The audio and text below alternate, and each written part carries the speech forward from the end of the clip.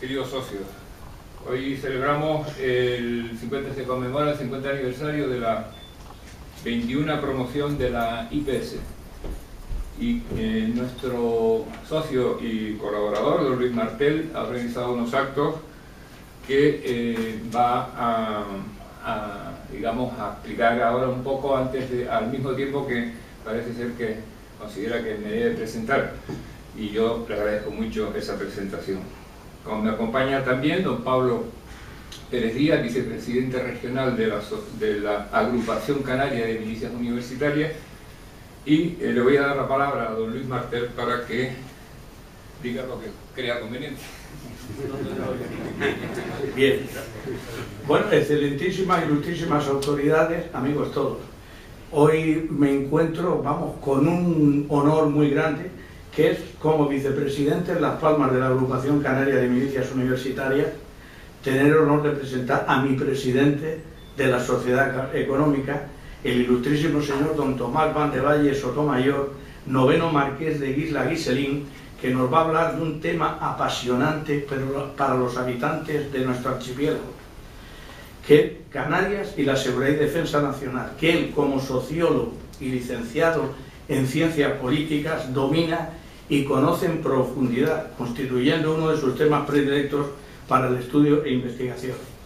Tomás se licenció en Ciencias Políticas y Sociología por la Universidad Complutense de Madrid, concluyendo su carrera en 1978. Se especializó posteriormente en Antropología Social.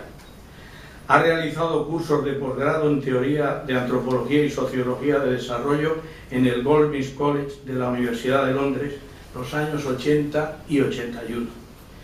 Tiene el First Certificate in English de la Universidad de Cambridge y posteriormente obtuvo el Proficiency Certificate in English en la misma universidad, lo que le confiere el carácter de bilingüe y por tanto un dominio perfecto del idioma inglés.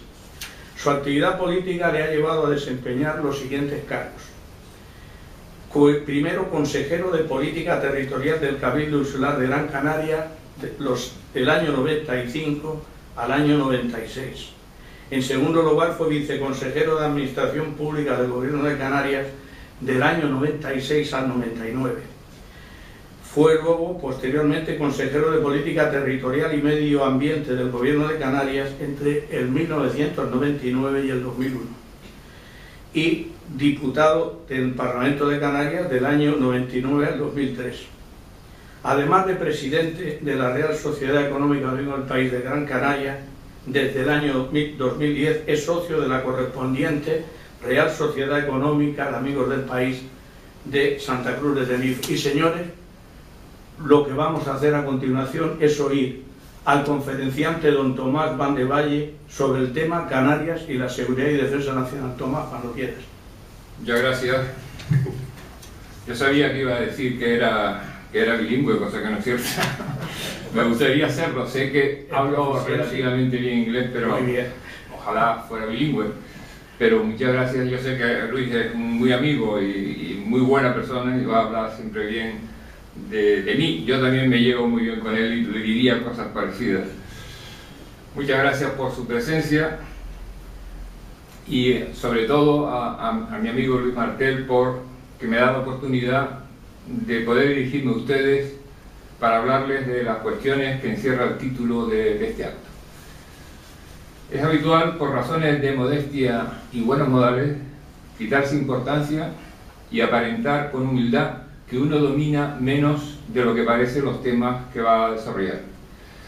Pero créanme que en este momento les digo la verdad cuando afirmo que mis conocimientos de estrategia de la seguridad nacional de España y de la defensa del país son poco más de lo que tiene un lector medianamente avisado de la prensa o un observador de la historia y la realidad política española de mediana cultura. No soy experto ni mucho menos en los temas mencionados, pero me he atrevido a hacer una exposición de estas cuestiones esta tarde por varias razones. Porque en la presentación de la Estrategia de Seguridad Nacional, que a principios de este año se ha aprobado en España, el presidente del gobierno dice literalmente que la Estrategia de Seguridad Nacional entiende que es esencial promover la participación del ciudadano y la colaboración público-privada, y más adelante continúa diciendo que garantizar la seguridad es una responsabilidad del gobierno, pero es también una tarea de todos. Aunque no lo dijera el señor Rajoy, es evidente que la seguridad nacional es una tarea de todos, y esta tarde yo, como uno de tantos, me he asomado a algunos textos que pueden permitirme hablar de estas cuestiones sin caer en errores, al menos en errores graves, porque si no fuera porque me voy a ceñir a esos apoyos, tengan por seguro que no me hubiera permitido ni por un instante estar hablándoles de lo que les voy a hablar. Por cierto, la seguridad y la defensa dicen que es una tarea de todos, pero no se observa mucha actividad por parte del gobierno en esta colaboración público-privada de la que se habla con cierta ampulosidad. Hablo de este y de otros gobiernos anteriores. Pero nosotros en la Real Sociedad Económica de Amigos del País de Gran Canaria sí que nos tomamos este asunto muy en serio. Y esta es la otra razón, quizá la principal, por la que he querido intervenir esta tarde ante ustedes. Nosotros creemos que prestamos un servicio público a la comunidad insular y quizá por extensión al conjunto del archipiélago si nos involucramos en el desarrollo de la cultura de defensa y de la seguridad nacional. En primer lugar, porque casi nadie lo hace, casi nadie se ocupa de estos problemas en nuestra ciudad. En segundo lugar, y no menos importante, porque una región que está tan alejada del conjunto de la nación, una región que se encuentra en un contexto geopolítico realmente diferente del conjunto de la nación, en esa región los grupos o élites pensantes que asumen sobre sí la obligación de ser conscientes de la realidad entera de Canarias, no se pueden permitir obviar o minusvalorar la dimensión estratégica de la seguridad y de la defensa del propio archipiélago y del conjunto de España. No se lo pueden permitir, como decía, pero eso es lo que hacen y eso es lo que queremos ayudar a solucionar con nuestra incipiente dedicación a estas cuestiones. Pero no vamos a entrar a analizar ahora en profundidad el porqué de esta incapacidad y de esta ignorancia, ya que tendremos tiempo de profundizar en ello a medida que avancemos, pues será entonces cuando nos encontraremos las inevitables piedras en el camino que en su momento deberemos salvar. Canarias, como región española que es, aunque periférica en grado sumo respecto al continente europeo, está inscrita dentro del contexto estratégico europeo, como el resto de los territorios que componen el conjunto español, por lo que comparte muchísimo más con las demás regiones europeas de lo que no comparte. Canarias, como los archipiélagos portugueses de Azores y Madeira, constituyen los territorios insulares más alejados del continente, pero Canarias, que es el más cercano al continente africano, adquiere características que cualquier planificación estratégica no puede olvidar. Y de hecho, la nueva Estrategia de Seguridad Nacional de este mismo año no lo olvida, aunque no cita expresamente al archipiélago, sí menciona que el arco geográfico que va desde el Sahel hasta el Cuerno de África constituye una prioridad para el análisis de las amenazas provenientes del entorno estratégico de España. Pero antes de entrar en los pormenores de la nueva Estrategia de Seguridad Nacional que el Gobierno aprobó en los primeros meses de este año, creo que es conveniente tener antes una visión estratégica de Europa, de la Unión Europea, para lo cual utilizaremos un documento dedicado a la Estrategia Global de Europa, que ha preparado un grupo de expertos a iniciativa de los ministros de Asuntos Exteriores de España, Italia, Polonia y Suecia, y por lo tanto de sus respectivos gobiernos. El informe, que fue por cierto redactado por el especialista en Política Internacional y Seguridad y Defensa Martín Ortega Carceller del Real Instituto Elcano, el informe identifica 6 intereses vitales europeos para proteger la paz de Europa, el bienestar y los valores compartidos. El principal objetivo de la Unión Europea es promover la paz, el bienestar de sus poblaciones y los valores compartidos, que incluyen los derechos humanos, la libertad, la igualdad, la no discriminación, la democracia y el Estado de Derecho. La Unión Europea, por sus tratados constitutivos, está obligada a basar su acción externa en los principios que inspiraron su propia creación y promover sus valores en el exterior. Pero la integración creciente de las economías y sociedades ha hecho posible que hayamos pasado de los valores iniciales a intereses que se han constituido en intereses comunes, intereses vitales europeos. ¿Cuáles son los intereses vitales europeos? Pues una economía abierta y competitiva, basada en una fuerza de trabajo bien formada y educada, que puede sostener y mejorar la posición de Europa en la cadena de valor global, es de la máxima importancia para mantener el bienestar de los ciudadanos de la Unión Europea. Una Europa segura y fuerte. Debe existir la capacidad de identificar las líneas de relación entre los aspectos internos y externos de su seguridad y saber abordar los desafíos que pueden ser la agresión armada, los estados fallidos o fracasados, los conflictos regionales, el terrorismo, la proliferación de las armas de destrucción masiva, el crimen organizado y los desastres naturales. Es muy importante para Europa que los valores de la democracia y del imperio de la ley o del Estado de Derecho, con valores compartidos por los países europeos en su conjunto y por los Estados miembros de la Unión Europea, sean asimilados e integrados por los países de su vecindad. La realización de estos valores, junto con un efectivo y transparente gobierno, debería asegurar que la vecindad de la Unión Europea es segura y próspera. Otro elemento vital para el bienestar de los ciudadanos europeos y de la paz entre las naciones depende de la sostenibilidad del medio ambiente y el acceso fácil a la energía y los recursos naturales. La capacidad de intercambiar bienes y servicios con seguridad y libertad a través de las fronteras aéreas, marítimas y terrestres, así como en el ciberespacio, es crucial para el desarrollo económico y social. Para promover muchos de los principios y valores de la Unión Europea, se requiere la cooperación con otros actores e instituciones internacionales, por lo que es necesaria la asistencia de sistemas efectivos de cooperación y gobierno. ¿Cuáles son los objetivos estratégicos de la Unión Europea?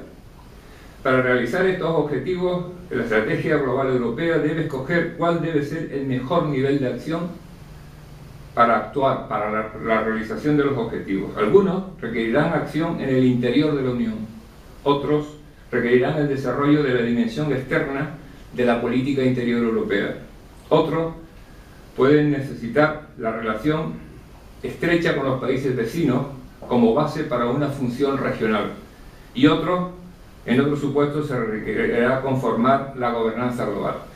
Al hablar de Europa, obviamente estamos hablando del continente, que básicamente casi coincide con la Unión Europea, que evidentemente es un actor global de primera categoría. Primer nivel de acción, desarrollo de la dimensión externa de las políticas internas europeas. El mercado único hace de la Unión Europea un actor muy principal en el sistema internacional, y su participación en el comercio mundial hace de la Unión Europea un actor muy influyente. Bajar las barreras existentes entre los mercados está en el mejor interés de la Unión Europea y sus socios internacionales, puesto que una buena parte del crecimiento económico que contemplaremos en las próximas décadas será generado en otras regiones del mundo. Solo si el mercado único está integrado en la economía mundial podrá esperar la Unión Europea cosechar los beneficios de este crecimiento. Además, el desarrollo del mercado interno incrementará la capacidad de la Unión Europea para actuar como un poder normativo y establecedor de estándares, más allá de sus fronteras, en una época en la que la interdependencia se acentúa y las normas internacionales están en tensión debido a la proliferación del poder y la ruptura de los bloques en los años 90. La Unión Europea es fuertemente dependiente de las fuentes externas de energía y materias primas, es vulnerable a la disponibilidad de los recursos y a las fluctuaciones de precios. Estos factores constituyen elementos críticos para la competitividad y la prosperidad de la Unión Europea. Por lo tanto, la transición a un nuevo paradigma de energía basado en la eficiencia y sostenibilidad debería ser visto como una oportunidad potencial para la industria europea. Un papel dirigente en el combate a la lucha contra el cambio climático y una mejor eficiencia energética pueden llevar a una significativa innovación tecnológica y nuevas patentes. Hay un segundo nivel de acción que se propone en el documento, que es la relación con los países vecinos como base para una función global. Al final de la Guerra Fría, la política de ampliación de la Unión Europea ayudó con éxito a los nuevos estados independientes a hacer su transición hacia las normas europeas, mientras que la política de vecindad buscó llevar estabilidad a los países próximos. Sin embargo, esta política ya no tiene la misma validez. En un mundo multipolar, la Unión Europea está situada en una región muy compleja, un espacio geopolítico que incluye no solo su vecindad tradicional, que comprende estados cuya proximidad geográfica los conecta con la Unión Europea, sino áreas más amplias que están funcionalmente vinculadas a intereses vitales europeos, tales como el Sahel, el Cuerno de África, Oriente Medio, Asia Central, el Ártico y las rutas marítimas. En los próximos años, la credibilidad de la Unión Europea dependerá en buena medida de su capacidad de relacionarse con éxito con esta vecindad estratégica, un desafío que probará su capacidad para una acción externa concertada. En cuanto a la posibilidad de continuar con la ampliación de la Unión Europea considera debe perseverar en el actual proceso de ampliación a Turquía, los Balcanes Occidentales e Islandia, como modos de promover sus intereses a largo plazo, expandir el mercado interior, incrementar la seguridad energética y dotarse de profundidad estratégica. Particularmente interesante es la incorporación de Turquía, que mientras completa la negociación de ingreso, debería ser un socio de la Unión Europea en las áreas de seguridad y política exterior, así como establecer una coordinación en políticas contra el cambio climático y en el marco integrarla en el comercio de emisiones de la Unión Europea, liberalizar la política de visados y la mejora de la unión aduanera con Turquía. Con los países vecinos, la Unión Europea debe promover el apoyo a la democracia y los derechos humanos junto con el libre comercio en bienes y servicios.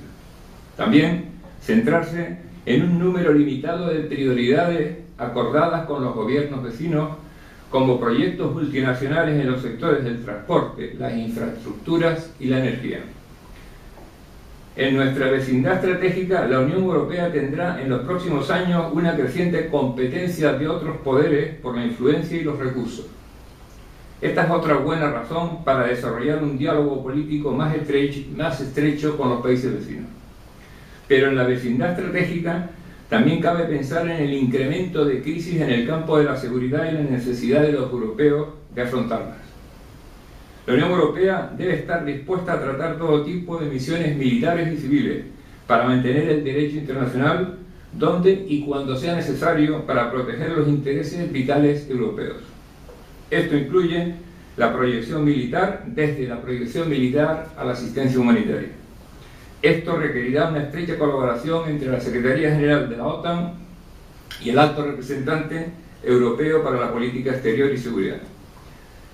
Obviamente, las relaciones con Estados Unidos son fundamentales para la Unión Europea y seguirán siéndolo.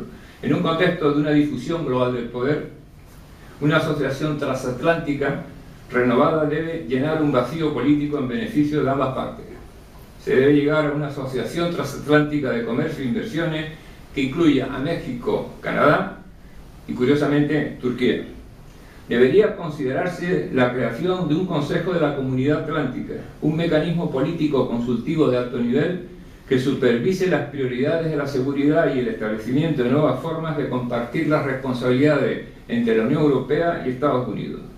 En este Consejo de la Comunidad Atlántica propugnan que participe la Unión Europea, los Estados Unidos y la OTAN. Además de Turquía y Estados Unidos, está entre los intereses vitales de Europa la necesidad de trabajar estrechamente con Rusia y China.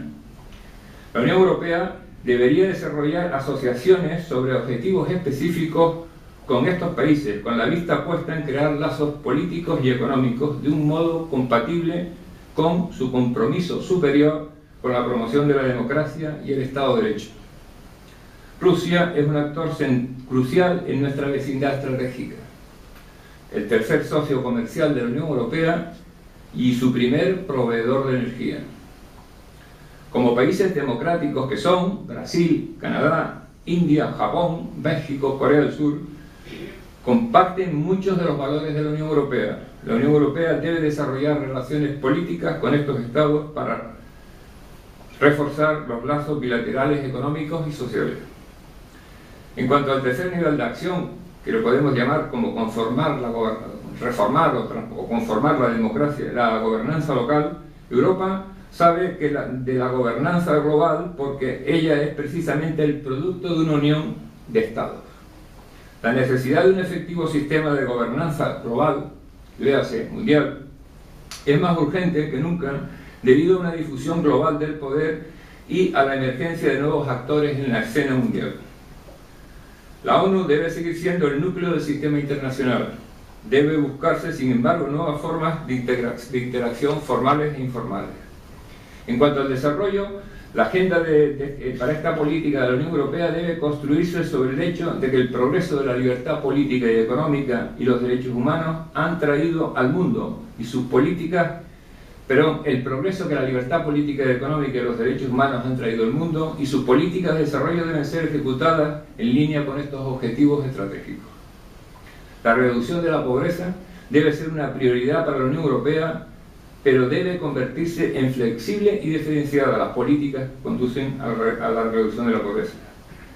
La institucionalización de las cumbres del G20 ofrece la posibilidad de una mejor regulación y representación, pero las declaraciones finales carecen todavía de los mecanismos necesarios para garantizar la implementación. En cuanto al cambio climático, la Unión Europea debe esforzarse en reducir las emisiones de gas invernadero mientras que asegura el suministro energético, fines que exigen una ambiciosa cooperación global. Hay una línea importante de acción política que se denomina anticiparse en los nuevos dominios de la acción global. La Unión Europea debe continuar los esfuerzos en el campo de la reducción de armas nucleares. Un buen ejemplo de política anticipatoria lo constituye la región ártica. El éxito en impedir la militarización del Ártico, a pesar de su configuración como un nuevo teatro geopolítico, sirve de ejemplo del valor de la gobernanza anticipativa e innovadora. Hoy en día los desarrollos tecnológicos están exigiendo una gobernanza anticipativa. En campos como el espacio exterior y el ciberespacio, la Unión Europea debe llevar el liderazgo en la construcción de estructuras de gobernanza que garanticen la seguridad y el libre acceso. En cuanto a la realización de estos objetivos que acabo de mencionar, la Unión Europea debe hacer uso de un amplio elenco de medios que nacen de su carácter único y singular. Para triunfar en un mundo en el que debe actuar rápida, coherente y, sobre todo, políticamente, la Unión necesitará utilizar muchos de sus medios y capacidades, tales como la acción diplomática, el comercio, la ayuda, medidas restrictivas y un amplio dispositivo de gestión de crisis y herramientas de respuesta, incluyendo el uso de la fuerza de acuerdo con el derecho internacional. Yendo ahora a la Estrategia de Seguridad Nacional que aprobó el Gobierno en mayo, que no cabe duda que está dentro del marco de pensamiento que refleja el informe sobre la seguridad global europea. En la presentación de la Estrategia de Seguridad Nacional, el propio presidente habla de que resulta imprescindible un entendimiento básico y generalizado de la importancia de la seguridad como garantía de la seguridad de los ciudadanos y de la estabilidad del propio Estado. Por cierto, se comenta que ha habido la estrategia de seguridad, esta sustituye a una estrategia anterior española de seguridad de 2011, hecha por el gobierno anterior, y parece ser que, según dicen los comentaristas, es prácticamente igual al anterior, con lo cual hay un cierto, digamos, satisfacción, puesto que hay una continuidad, hay un consenso entre los dos grandes partidos que gobiernan en estas materias.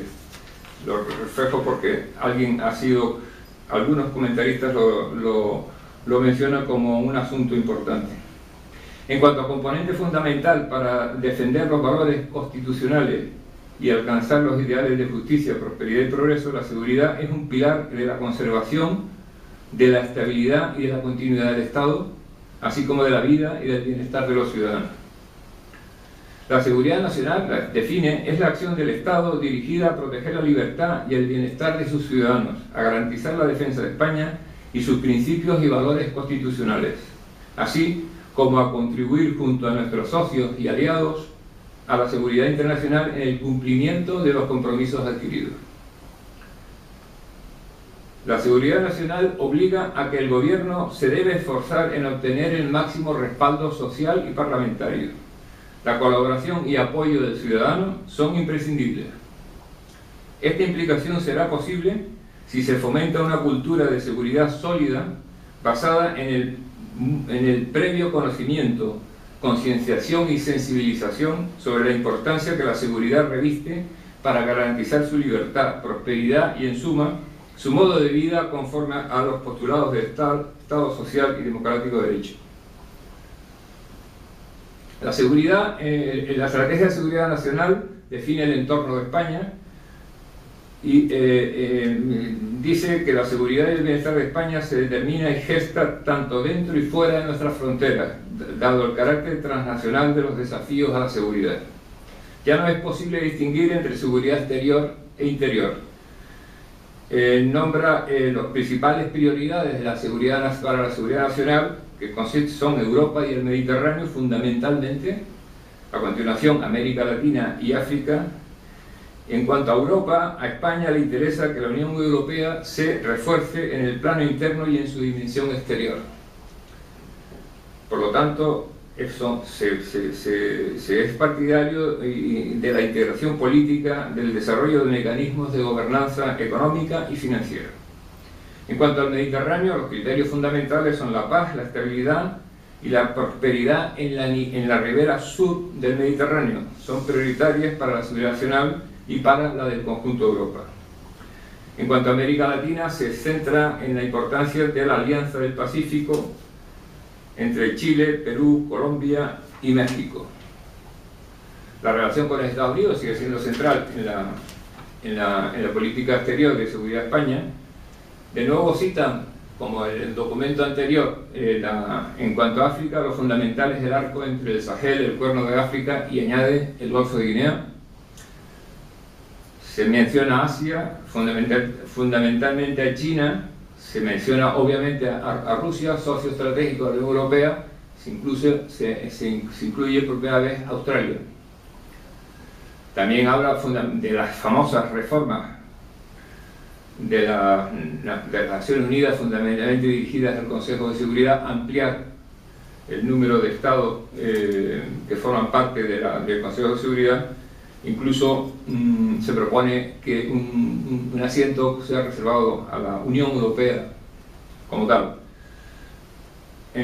Por otro lado, define el documento de la Estrategia de la Seguridad Nacional los riesgos y amenazas, que voy a citar a continuación. Los riesgos y amenazas hay que ponerlos en relación con los llamados factores potenciadores, que son factores potenciadores de la amenaza y el riesgo, que son la pobreza, la desigualdad, el cambio climático, los extremismos ideológicos y los desequilibrios demográficos. ¿Cuáles son los riesgos fundamentales? Los conflictos armados. A corto plazo, la crisis económica y financiera, como su impacto en los presupuestos de defensa, podrían implicar una mayor renuencia a las intervenciones militares. La tendencia es que sean estas acciones limitadas. Otro elemento fundamental de otro riesgo sería el terrorismo. España, como todos saben, es objetivo del terrorismo yihadista y en especial de Al-Qaeda en el Magreb islámico. Por otro lado, dice en relación a este tema que la efectividad del modelo español de gestión de la amenaza terrorista prestigia a nuestro país en el exterior y lo convierte en referente en la materia y permite aportar un considerable valor añadido a la colaboración internacional.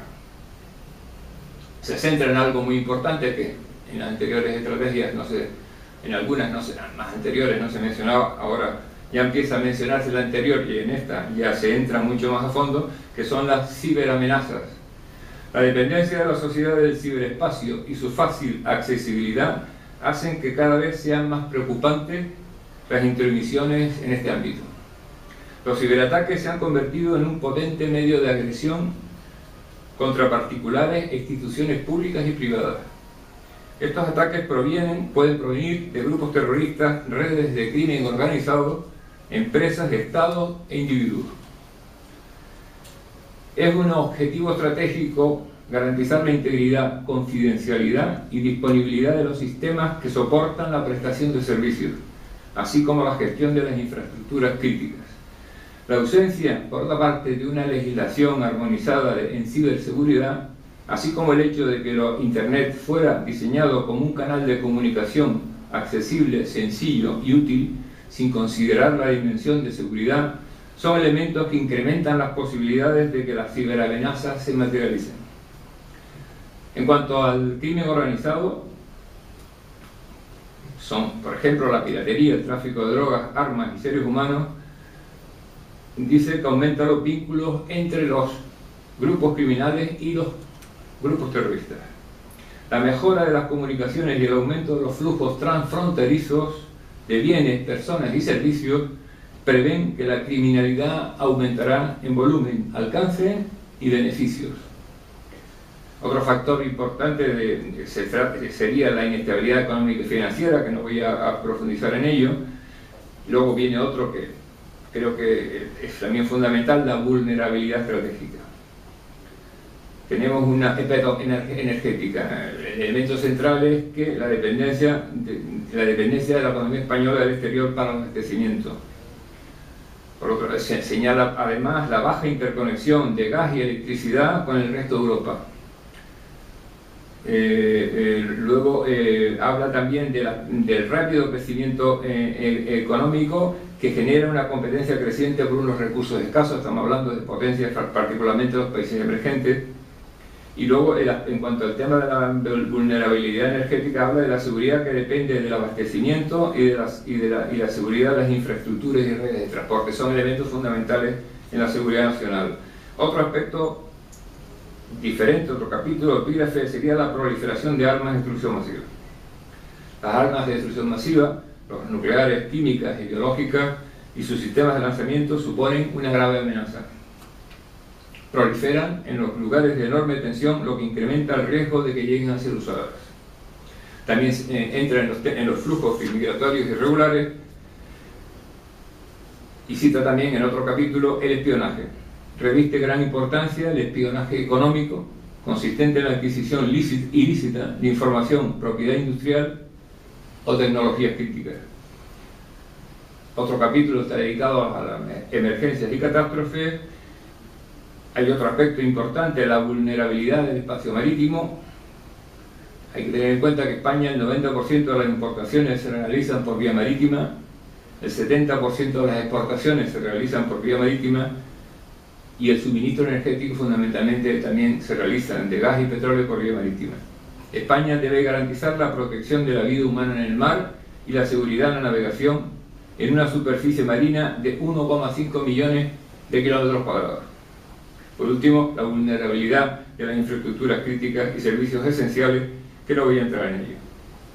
Las líneas de acción para hacer frente a las amenazas definen 12 ámbitos prioritarios, indicando en cada uno de ellos el objetivo a alcanzar y las líneas de acción estratégicas. En cuanto a la defensa nacional, solos o con los aliados, habla de la capacidad, debe tener España, el Estado, una capacidad militar para una disuasión creíble. También mantener el compromiso con el sistema de seguridad colectiva, continuar en la transformación y modernización de las Fuerzas Armadas, efectuar una adaptación a la situación económica, a los presupuestos a los cuales dedicaré luego una mención, fomentar la cultura y conciencia de defensa y fomento del tejido industrial de la defensa. En cuanto a la lucha con el terrorismo, fundamental la prevención, protección, en unión con la Unión Europea, por supuesto la persecución y la preparación de la respuesta en caso de que se materialice la amenaza. Obviamente el terrorismo, en este momento se trata del terrorismo fundamentalmente yihadista. En cuanto a la lucha contra el crimen organizado, insiste en la necesidad de que la sociedad se conciencie de este problema potenciar los recursos policiales, mejorar la eficacia, mejora de la colaboración entre los centros de inteligencia estratégica, desarrollar las investigaciones de blanqueo de capitales implicando al mundo universitario. En cuanto a la seguridad energética, también cita, como en el documento anterior sobre la seguridad europea, el apoyo a las energías renovables, la búsqueda de un mix energético adecuado y luchar y fomentar una política energética europea que no existe. En cuanto a la ciberseguridad que nombré ayer, es fundamental el uso seguro de las redes y sistemas de información, fortaleciendo la capacidad de prevención, detección y respuesta a los ciberataques. La no proliferación de las armas de destrucción masiva, insiste en el multilateralismo en la Unión Europea y en la OTAN. Los flujos migratorios siguen siendo un elemento fundamental, por lo cual promueve la cooperación con los países de origen y el tránsito migratorio.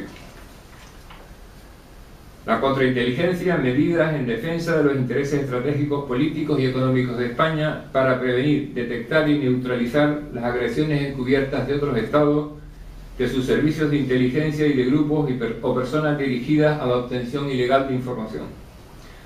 También, de nuevo, garantizar una respuesta adecuada ante las emergencias y catástrofes, y un apartado lo dedica a la seguridad marítima, en donde plantea objetivos ambiciosos. Lo fundamental para el Estado es mantener la libertad de navegación, proteger el tráfico marítimo, proteger la vida humana en el mar, prevenir y actuar ante el terrorismo y actos criminales, proteger y conservar el litoral, los recursos marinos, el patrimonio arqueológico sumergido y la prevención y respuesta ante catástrofes o accidentes.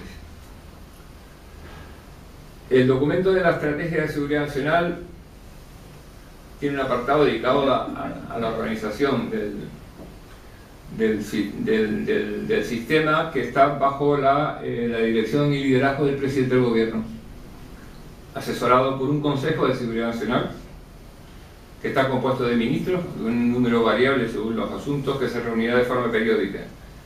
Existirán unos comités especializados que dependen del Consejo de Seguridad Nacional, y todo esto dice que debe realizarse en espacio de 6 meses, con lo cual hay críticas diciendo que es un plazo muy corto. También hay un compromiso político del gobierno que ha aprobado este documento para enviar al Parlamento un proyecto de ley orgánica de seguridad nacional que cree el Consejo de Seguridad Nacional.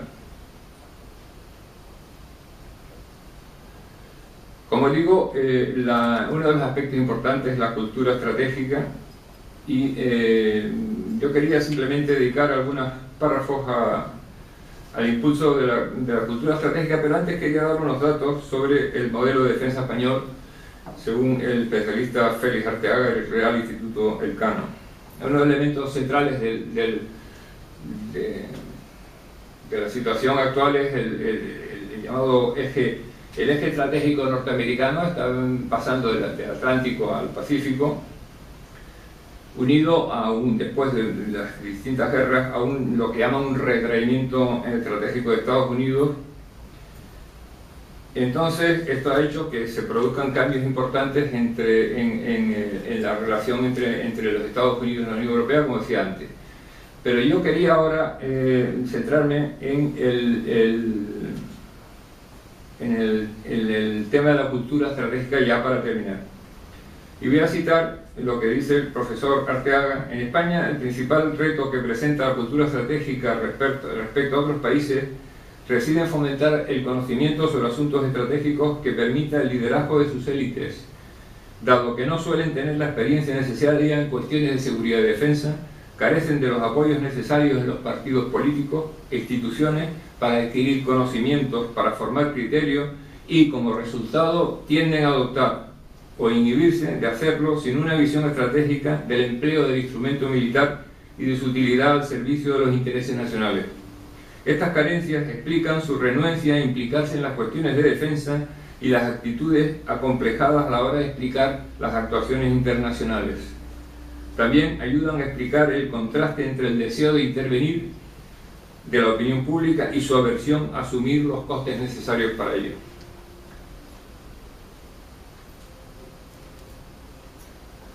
La estrategia de seguridad nacional alude a riesgos que no son esencialmente de naturaleza militar, pues menciona el ciberterrorismo, el crimen organizado, los flujos migratorios incontrolados, los aspectos medioambientales, etc.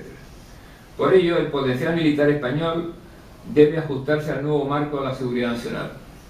Las encuestas muestran un apoyo social a las Fuerzas Armadas y a las operaciones internacionales, pero se diferencian de los otros países en que admiten la necesidad del uso de la fuerza, pero desean que lo hagan otros sin asumir sacrificios. Seguramente, por esta razón, la función de la defensa se ha venido justificando sobre bases humanitarias o de cooperación internacional. En unos tiempos como los presentes, en los que muchos ciudadanos ponen en cuestión elementos centrales de las sociedades avanzadas, como la representación política, la democracia, los valores o las políticas públicas, resultaría ingenuo pensar que no va a cuestionarse la necesidad de la defensa. Por ello, la defensa debería anticiparse mejorando la comunicación estratégica para explicar qué va a hacer la defensa en relación a asegurar el bienestar y protección de los ciudadanos frente a las circunstancias y riesgos descritos en las estrategias de la seguridad nacional. Y ya para terminar, voy a citar unas palabras que puse en el prólogo al libro de Canarias, La guerra invisible, del periodista Ángel Cristian Pimienta, en relación con este retraimiento de los canarios en relación a los temas de política internacional. Y termino así. Una de las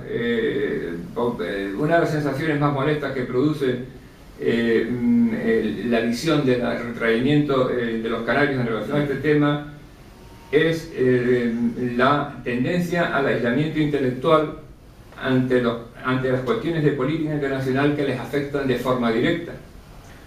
Ángel Tristán lo dice de una forma mucho mejor que yo y mucho más literaria. Un archipiélago situado como un gigantesco portaaviones parado en la ruta de 3 continentes puede hacerse la ilusión de vivir en el mejor de los mundos posibles, en un mundo encapsulado y feliz, pero es una ilusión, un espejismo. La lejanía geográfica del archipiélago canario, del más importante teatro de enfrentamientos diplomáticos y militares del siglo XX, esto es, de Europa, hace que nos veamos ilusoriamente libres de presiones y de compromisos con la defensa y la seguridad nacional.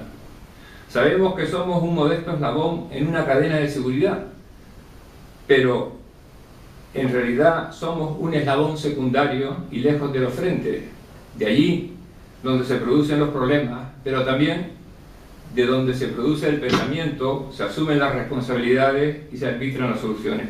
Muchísimas gracias por escucharme y muy buenas tardes.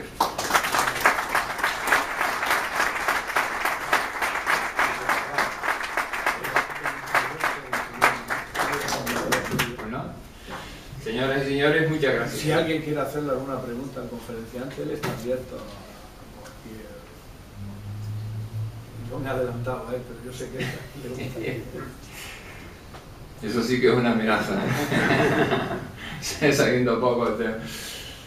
Muy bien, sí. No, pues ya que no hay pregunta, yo no te quiero hacer ninguna pregunta, pero sí quiero aprovechar la oportunidad para dar las gracias a la Real Sociedad Económica y a su director, Arturo Galván de Valle, no solo por la conferencia de hoy, sino por, en el día a día, ser un poco, dar un poco testimonio de la necesidad de la defensa, ser consciente, ser plenamente consciente de lo que es la defensa. El otro día, en unas palabras que decía nuestro alcalde, comparaba la defensa y la salud, ¿no? Que decía que la gente no es consciente de la importancia de la defensa y la salud hasta que te falta, ¿no? Y es cierto, es cierto. Entonces, bueno, yo creo que la Real Sociedad Económica en el día a día, con sus conferencias, con sus ciclos, pues dais testimonio de eso. Nosotros los militares quizás nos gusta hacer nuestra misión callada, porque nosotros sí somos conscientes que el resultado positivo de nuestra misión y que hacemos bien la misión es la prosperidad del pueblo canario, pero quizás no todos lo piensen así, ¿no? O sea que muchas gracias por la labor diaria que hacéis, por entender que somos parte de la sociedad y que hacemos la misión como parte, como cualquier otro, y que es necesaria la función que se realiza, y que sobre todo en unas islas hay dos cosas que son claves, que son el transporte y la seguridad, y no pueden faltar. Muchas gracias. Muchas gracias. Muchas gracias en lo que nosotros respecta. Estamos haciéndolo desde hace muchos años, no ha empezado este año ni en el pasado, y vamos a seguir haciéndolo. Hemos trabajado, como ustedes saben, en temas de historia militar, hemos trabajado en la recuperación de la memoria histórica de la batalla del Batán, que estaba hace 15 años, no se hablaba. Hemos trabajado en temas de seguridad y defensa de una manera todavía, digamos, muy incipiente, podemos hacer mucho más. Y tenemos unas jornadas navales, unas jornadas aéreas, aeronáuticas. Entonces tenemos en las cuales se tocan estos temas y quisiéramos poder desarrollarlo más. Es decir, y además, otra cosa, hay 2 cátedras de historia militar en esta ciudad, en la Universidad de Las Palmas, la cátedra General Pérez Galdós y la cátedra Almirante Díaz Pimienta, que se dedican a la historia militar, y estos temas obviamente los van a tocar también, pero es decir, podría haber 5 más y no pasaba nada. Hay sitio para todos, hay muchos temas que tocar, es infinitamente amplio el campo y hay sitio para todos. Es decir, mientras más se hable de estos temas, creo que es mejor. Por eso ha sido una crítica velada a la política de los gobiernos, que dice que sí, pero luego no hace mucho para que sea así. Por eso decían. Pues nada, no sé si hay alguna cuestión más, pero muchísimas gracias por venir. Muchas gracias.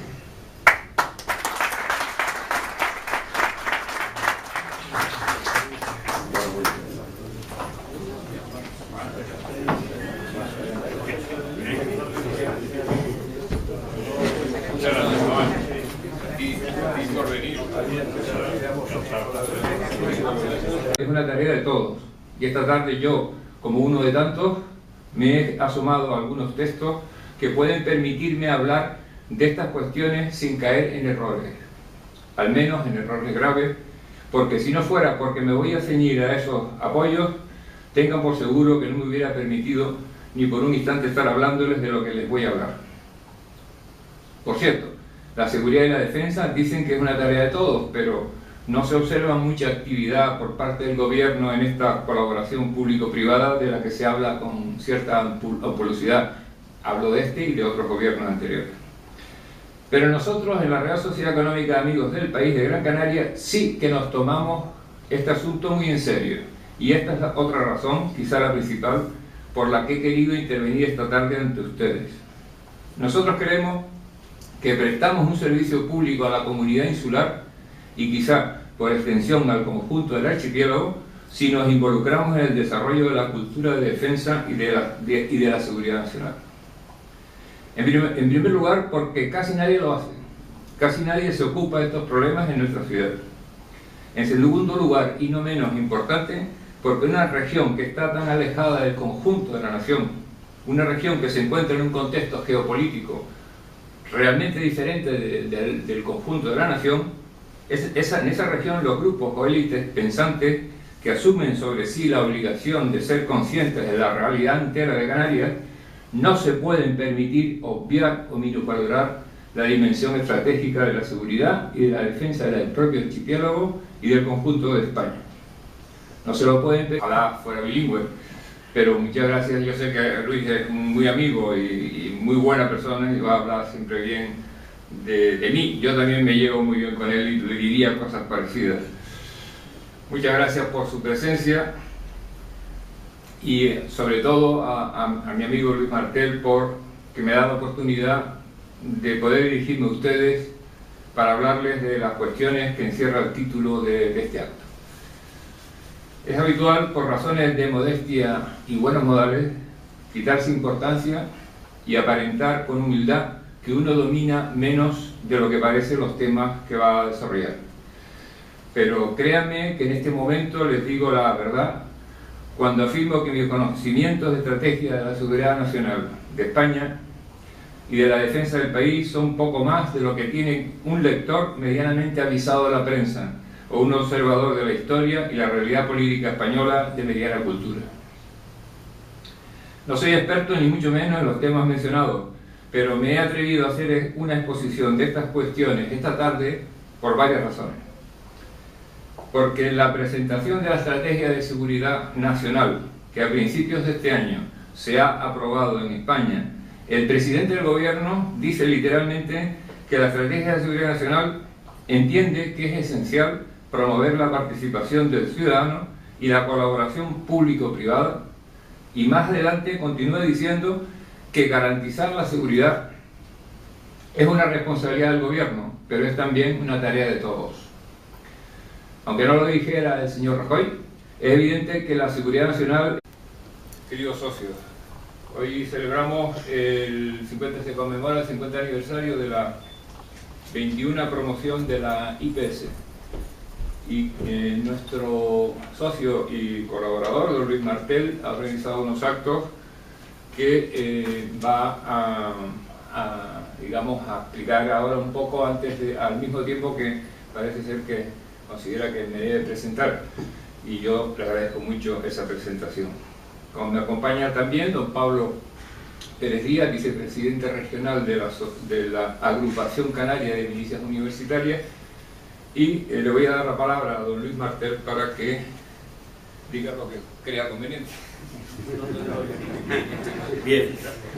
Bueno, excelentísimas, ilustrísimas autoridades, amigos todos. Hoy me encuentro, con un honor muy grande, que es como vicepresidente en Las Palmas de la Agrupación Canaria de Milicias Universitarias, tener el honor de presentar a mi presidente de la Sociedad Económica, el ilustrísimo señor don Tomás Van de Valle Sotomayor, noveno marqués de Isla Guiselín, que nos va a hablar de un tema apasionante para los habitantes de nuestro archipiélago, que Canarias y la seguridad y defensa nacional, que él como sociólogo y licenciado en ciencias políticas domina y conoce en profundidad, constituyendo uno de sus temas predilectos para el estudio e investigación. Tomás se licenció en Ciencias Políticas y Sociología por la Universidad Complutense de Madrid, concluyendo su carrera en 1978. Se especializó posteriormente en Antropología Social. Ha realizado cursos de posgrado en Teoría de Antropología y Sociología de Desarrollo en el Goldsmiths College de la Universidad de Londres los años 80 y 81. Tiene el First Certificate in English de la Universidad de Cambridge y posteriormente obtuvo el Proficiency Certificate in English en la misma universidad, lo que le confiere el carácter de bilingüe y por tanto un dominio perfecto del idioma inglés. Su actividad política le ha llevado a desempeñar los siguientes cargos. Primero, consejero de Política Territorial del Cabildo Insular de Gran Canaria del año 95 al año 96. En segundo lugar, fue viceconsejero de Administración Pública del Gobierno de Canarias del año 96 al 99. Fue luego, posteriormente, consejero de Política Territorial y Medio Ambiente del Gobierno de Canarias entre el 1999 y el 2001. Y diputado del Parlamento de Canarias del año 99 al 2003. Además de presidente de la Real Sociedad Económica del País de Gran Canaria, desde el año 2010 es socio de la correspondiente Real Sociedad Económica de Amigos del País de Santa Cruz de Tenerife. Y señores, lo que vamos a hacer a continuación es oír al conferenciante don Tomás Van de Valle sobre el tema Canarias y la seguridad y defensa nacional. Tomás, cuando quieras. Muchas gracias. Yo sabía que iba a decir que era bilingüe, cosa que no es cierta. Me gustaría hacerlo, sé que hablo relativamente bien inglés, pero muy bien. Permitir, como decía, pero eso es lo que hacen y eso es lo que queremos ayudar a solucionar con nuestra incipiente dedicación a estas cuestiones.